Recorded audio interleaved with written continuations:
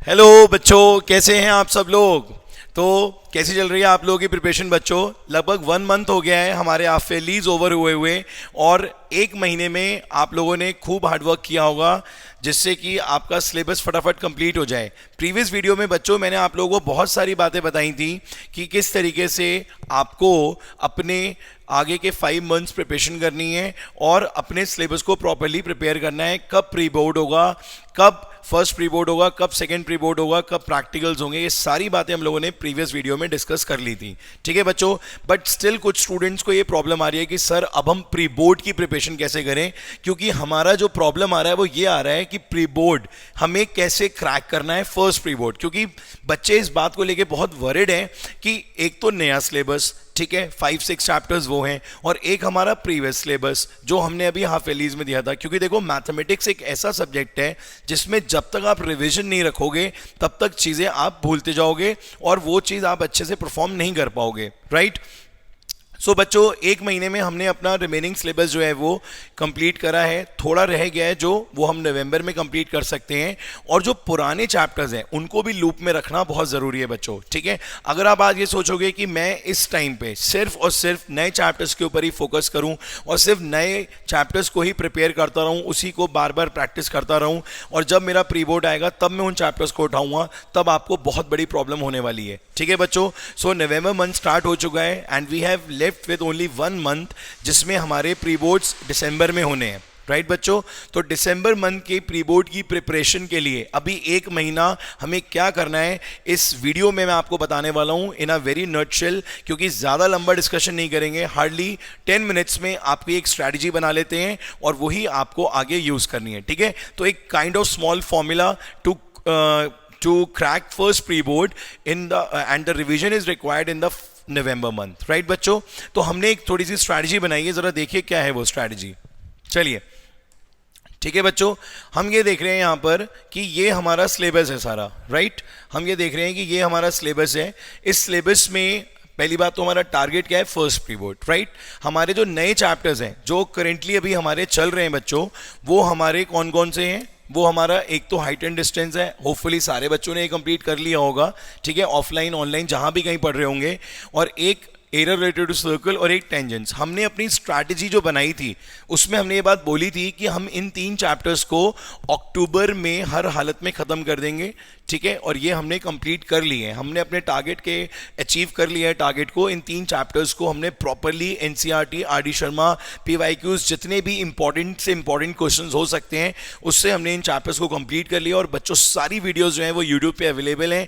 When ever you feel like to revise you can easily go, ठीक है। आप maths बडी में जाइए, सारी वीडियोस आपको प्रॉपर पार्ट वाइज मिल जाएंगे, आप उनको कर सकते हो, ठीक है।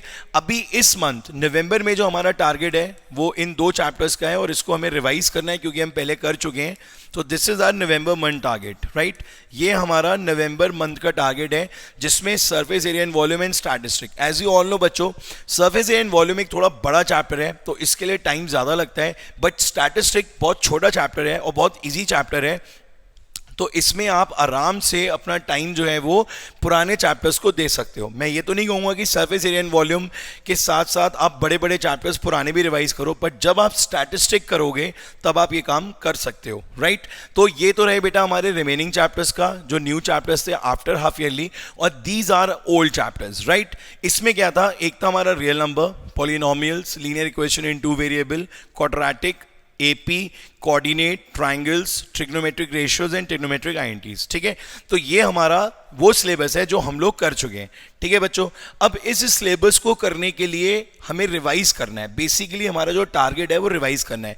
देखो बच्चों, नवंबर में हमारे पास 30 डेज है, बीच में कुछ दिन दीपावली में ज़रूर आपके स्पेंड होंगे, लगभग 5-6 डेज आपका जो है वो दिवाली का सेलिब्रेशन रहेगा। बहुत सारा फेस्टिवल्स होते हैं और बहुत बड़ा फेस्टिवल होता है, तो ज़रूर आप अच्छे से एंजॉय करो, बट थोड़ा थोड़ा टाइम जो है वो आप अपने इजी चैप्टर्स को देते रहो, ठीक है। जैसे आपने यहाँ पर पहले ये स्ट्रैटेजी बनाई कि आप फर्स्ट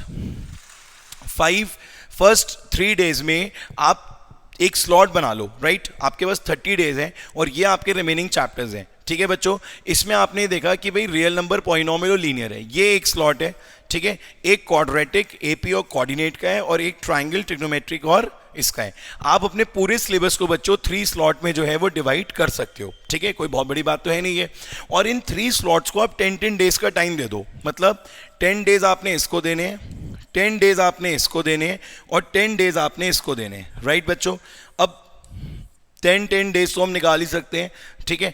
अब 10 डेज में क्या होगा कि कुछ ऐसा है कि जिसमें आपका 11 से लेके 15 तक दिवाली सेलिब्रेशन है, मतलब ये कह सकते हैं आप कि 5 दिन पढ़ाई करने का माहौल नहीं बनेगा, ठीक है। आपका मन करेगा भी तो सेलिब्रेशन होगा, कभी फ्रेंड का फोन आएगा, कभी किसी का फोन आएगा कि चल भाई घूमते हैं, दिवाली करते हैं, सेलिब्रेट, खाते हैं पीते हैं, crackers and all, lots of thing, ठीक है, पूजा पाठ सब कुछ है, ठीक है। तो आप इन तीनों स्लॉट में ये डिसाइड कर लो कि मैंने जो जिन चैप्टर्स में मेरा कमांड ज़्यादा है, अगर आपको लगता है कि रियल पॉली और लीनियर एक सॉफ्ट कॉल है, एज वी ऑल नो कि सारे चैप्टर्स टफ नहीं होते यार मैथ्स में, कुछ चैप्टर्स बहुत इजी होते हैं और उन चैप्टर्स को करने में हमें कोई प्रॉब्लम नहीं आती है, we just need a small revision of that chapters. तो बेटा जी वो आप डिसाइड कर लेना कि वो 3 चैप्टर्स हमें दिवाली वाले स्लॉट में रखने हैं, ठीक है, जो 10 डेज दिवाली वाले आ रहे हैं, मतलब हम कह सकते हैं कि 11 से 20, ठीक है। और अगर आपके पास बीच में टाइम मिलेगा तो जरूर कर सकते हैं आप, ठीक है, प्रिपरेशन भी। तो यहां पर क्या आ गया आपका बच्चों, 10 डेज का स्लॉट हो गया जो आप दिवाली वाले में रख लेना। अगर आपको लगता है कि क्वाड्रेटिक, एपी और कोऑर्डिनेट का रिवीजन थोड़ा हैवी है तो आप उसको अभी से शुरू कर दो, क्योंकि this is the perfect time to revise these chapters, ठीक है। इन तीन चैप्टर्स को आप 10 दिन में आराम से कर सकते हो बच्चों, कोई प्रॉब्लम नहीं आएगी आप लोगों को। बस आपको अपने मन को पक्का करना पड़ेगा, आपको ये चीज़ अपने मन में ठाननी पड़ेगी, चाहे कुछ भी हो जाए मुझे 10 डेज में इन 3 चैप्टर्स को रिवाइज करना ही करना है। और हाँ बच्चों, एक डाउट और बच्चों के मन में रहता है कि कौन सी बुक यूज़ करूँ रिवाइज करने के लिए, आरडी से करूँ, अब एनसीईआरटी से करूँ, एनसीईआरटी एग्जाम्पलर से करूँ। देखो बच्चों, मैं आपको बहुत बढ़िया सजेशन दे रहा हूँ। अगर आप बेसिक के स्टूडेंट हो तो आप आरडी शर्मा के जो स्टार्टिंग के बेसिक के क्वेश्चंस होते हैं नई वाली आरडी शर्मा में, आप वो कर सकते हो।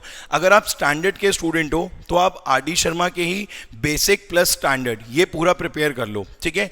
अलॉन्ग विद प्रैक्टिस के लिए जो एक्सरसाइज में कुछ सीबीएसई और एनसीईआरटी के क्वेश्चंस दे रखे होते हैं वो भी आप जरूर करो, क्योंकि उसको करने से आपको बहुत बेनिफिट मिलेगा, ठीक है बच्चों। तो ये स्ट्रैटेजी आपको अपने मन में रखनी है कि हर 10 दिन में, अरे गायब हो गया, फिर से लिख देते हैं, हर 10 दिन में जो है आपको क्या करना है बच्चों, हर 10 दिन में आपको 3 चैप्टर करने हैं, ठीक है। ये 10 डेज में करने हैं आपने, ठीक है बच्चों, ये भी 10 डेज में करने हैं आपने बच्चों, और ये भी 10 डेज में करने हैं। बस जब आप ये 10 डेज का स्लॉट पूरा कर लोगे, ठीक है, जब आप ये 10 डेज का स्लॉट पूरा कर लोगे बच्चों, और आप दिसंबर में पहुंचोगे अलॉन्ग विद दीज चैप्टर्स, क्योंकि ये तो आपके क्लासरूम में चल ही रहे हैं, ये तो मेरे ख्याल से सभी के क्लासरूम में चल रहे हैं, स्कूल प्लस कोचिंग, ठीक है। स्कूल में भी ये क्वेश्चंस, ये चैप्टर्स चल रहे हैं और कोचिंग में भी चल रहे हैं, और आई बिलीव सबके यहाँ टेस्ट भी हो रहे होंगे, हम भी टेस्ट ले रहे हैं, आप देख ही रहे हो। कमिंग संडे को हमारा 2 टॉपिक्स का टेस्ट है, एक तो हाइट एंड डिस्टेंस और एक टेंजेंट्स का, ठीक है। तो रिवीजन इनका तो होता ही रहेगा, इसमें कोई दिक्कत नहीं आएगी। बस एक बात और याद रखना, ये चैप्टर्स आप जहां भी पढ़ रहे हो, जैसे भी पढ़ रहे हो बेटा, इसको ये सोच के पढ़ना कि you are preparing these chapters for your pre board. आपका टारगेट जो है वो प्री बोर्ड है, राइट। तो ये चैप्टर आपको बिल्कुल बच्चों ऐसे ही पढ़ने हैं कि ये आपके प्री बोर्ड में बस आने वाले हैं और आप प्री बोर्ड के हिसाब से ही इसकी प्रिपरेशन कर रहे हो, not for any test, not for any boards. अब बोर्ड्स तो भी बहुत दूर है ना, 4-5 मंथ्स हैं, बट आप इसे अभी प्री बोर्ड्स के हिसाब से प्रिपेयर करिए, ठीक है।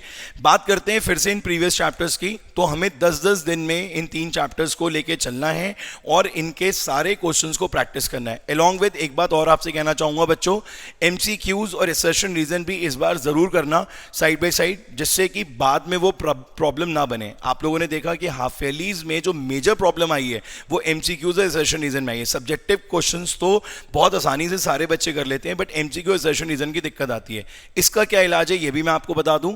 इसका ट्रीटमेंट सिर्फ इतना सा है कि आप एक अच्छा सा सैंपल पेपर खरीद लो मार्केट में, ओसवाल, मास्टरमाइंड, टुगेदर विद, बहुत सारे अच्छे अच्छे सैंपल पेपर्स अब अवेलेबल हैं मार्केट में। आप कोई भी एक सैंपल पेपर ले लो, एक आपका फ्रेंड ले ले और एक आप ले लो, दोनों अलग अलग लेना। जो आपका बेस्ट फ्रेंड हो वो दोनों सेम सैंपल पेपर मत लेना, अलग अलग लेना। अगर आपका फ्रेंड ओसवाल ले रहा है तो आप मास्टरमाइंड ले लो, ठीक है। और अगर तीसरा भी बेस्ट फ्रेंड है तो उससे कहो कि भाई टू टुगेदर विद ले ले। तो 3 सैम्पल पेपर्स एक घर में आ गए, क्योंकि भाई देखो फ्रेंड्स और फैमिली तो एक ही चीज़ होती है ना, ठीक है। तो 3 सैम्पल पेपर एक घर में आ गए। जैसे ही आपका सैम्पल पेपर का एमसीक्यू असर्शन रीजन कंप्लीट हो, आप दूसरे से स्विच कर लो, फिर ऐसे ही तीसरे से स्विच कर लो। तो ऐसे करते करते आपके 3-4 सैम्पल पेपर्स की तैयारी हो जाएगी। ओके, तो एमसीक्यू, असर्शन रीजन और केस स्टडीज के लिए बेस्ट टेक्निक है, आप सैम्पल पेपर से अच्छे से कर सकते हो। You will get new questions and better questions, right बच्चों।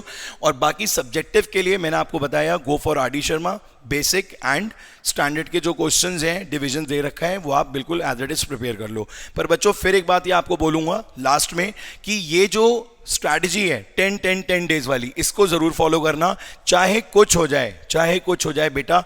अगर आप 10 दिन में 2-2 घंटे भी रोज निकाल लोगे, या 2 घंटे तो ज़्यादा हो गए 10 दिन में, अगर आप 1 घंटा भी रोज निकाल लोगे तो 10 दिन में आप मान के चलो 10 घंटे होते हैं बेटा। 10 घंटे में चैप्टर आराम से हो जाएंगे, ठीक है। बस आपको अपने मन को पक्का करना पड़ेगा। स्लॉट बना सकते हो आप, ये वाला भी, ये वाला भी और ये वाला भी। और मैंने फिर बोला आपको कि दिवाली वाला स्लॉट जो है वो थोड़ा ईजी रखना। आई थिंक ये फर्स्ट वाला स्लॉट जो है वो दिवाली में बेस्ट रहेगा, क्योंकि ये बहुत ज़्यादा इजी चैप्टर्स हैं, इसमें बिल्कुल पेन नहीं है, ठीक है। ये इजी हैं बट थोड़े से हैवी हैं, तो इसको आप रखो अभी, ठीक है। और लास्ट में इसे रखो, बिल्कुल ठीक बात है, लास्ट में इसे रखो, क्योंकि ट्रायंगल्स तो हमेशा एंड में ही करना चाहिए, जिससे कि एग्जाम में जैसे ही घुसो तो आपको ये मिल जाए। सो आई होप बच्चों की ये बात आपको समझ में आ गई होगी। बिल्कुल वरीड मत हो, मैं टाइम टू टाइम आपको सारी गाइडलाइंस देता रहूँगा, सारी वीडियोस भी बनाता रहूँगा आप लोगों के लिए, जो बेस्ट टू बेस्ट हो सकेगा वो करूँगा। हमारा टारगेट ये है कि 2024 का जो बोर्ड है ना, उसमें आप लोगों के नंबर्स इतने अच्छे आएँ और आप इतने कॉन्फिडेंटली वो बोर्ड देने जाओ कि आपको बिल्कुल भी ये ना लगे कि आपकी प्रिपरेशन कम है, राइट बच्चों। So I am there for you, your maths buddy. आप जो चाहे, जैसा चाहे, मेरे से वीडियोज़ की भी रिक्वायरमेंट अगर आपको किसी चीज़ में आती है तो आप पूछ सकते हो, ठीक है बच्चों। Good luck and best of the best करना है, बिल्कुल पीछे नहीं हटना है, ठीक है। और एक लाइन मेरी हमेशा याद रखना कि रिवीजन जिंदाबाद है और जिंदाबाद रहेगा, ठीक है। जिस जिस बच्चे ने रिवीजन करा है उसको कभी कोई दिक्कत नहीं आती मैथमेटिक्स में, और जो रिवीजन नहीं करता है, जो ये सोचता है कि सिर्फ करंट का चैप्टर करूंगा तभी मेरा बेटर रिजल्ट आएगा, प्रीवियस चैप्टर पे रिवीजन नहीं करूंगा तो वो नहीं हो पाएगा, ठीक है बच्चों।